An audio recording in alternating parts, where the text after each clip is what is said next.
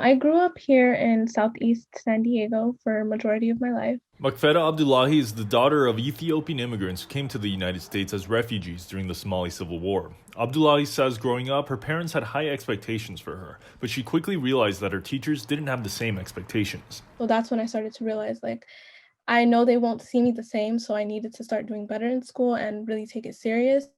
And if I didn't, they'd probably just see me as, that other Black student who doesn't care about school, doesn't want to listen, and, just to reinforce those stereotypes. She said her middle school experience was especially discouraging. She and her black peers felt isolated and constantly monitored, but she said she toughened up once she got to Morse High School. I tried my hardest, talked to my counselors, put me in those AP classes. I don't care if you won't let me, I'm going to keep trying.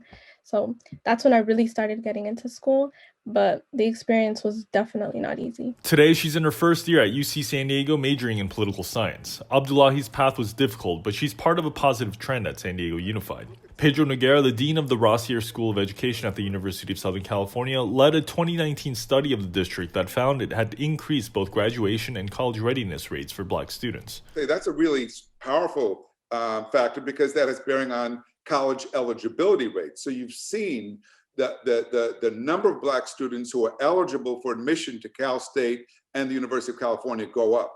And that is, I think, not an insignificant data point. Yet, while the district made these strides in academics during outgoing Superintendent Cindy Martin's tenure, results for school discipline have been mixed. The suspension rate for Black students dropped from 9% in 2013-2014, Martin's first year, to 8.6% in 2018-2019. But Black students are still more than 3 times as likely to be suspended than their white peers, according to the most recent data. Luana Richmond, a former school board candidate from Southeast San Diego, said it's a sign that Black students are still seen as outsiders at schools. When you think of a child as your neighbor, your community member, your family member, they could be your child. The way that you see them is different than if you see them as like those kids.